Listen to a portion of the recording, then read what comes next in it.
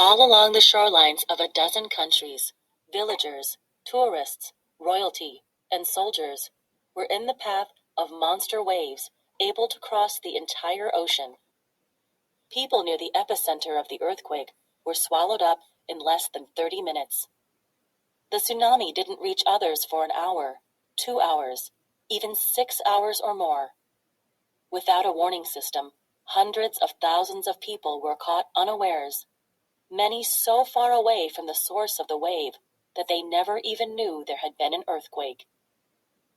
Yet Earth against Earth was the cause of all their problems.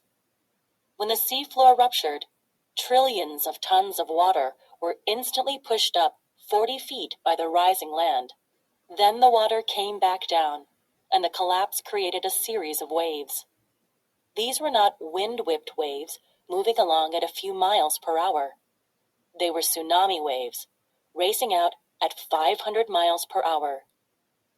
In deep water, the waves caused hardly a blip, but whenever one reached a coastline, the bottom slowed in the shallow water, while the top kept coming higher and higher, until massive walls of water, some over 100 feet high, smashed into land with the strength of many hurricanes. The waves just kept coming, salty and polluted, with the second more powerful than the first, then the third and fourth, all so cluttered with debris that they became moving piles of concrete and cars, boats and coconuts, wood and tin, nails and glass, survivors and corpses. A shopkeeper said the noise was like 1,000 drums, as wave after wave smashed through villages. Children were pulled from the arms of parents.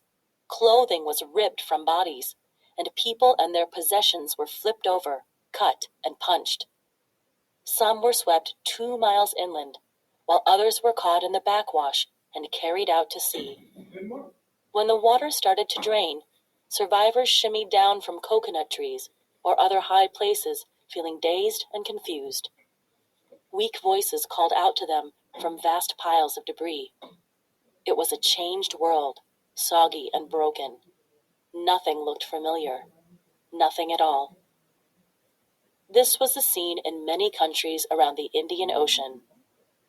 The waves swamped the Aceh province of Indonesia, surged through Sri Lanka, Thailand, Myanmar, Burma, Bangladesh, Malaysia, and India, flooded the Maldives and Seychelles, and eventually reached Africa.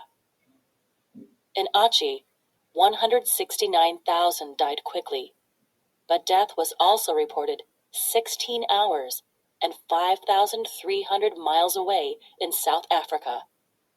The tsunami left 225,000 dead, 500,000 injured, and millions without homes or jobs. 1/3 of the dead were children, and 9,000 were tourists. Plain luck helped some to survive. Only a few received a warning.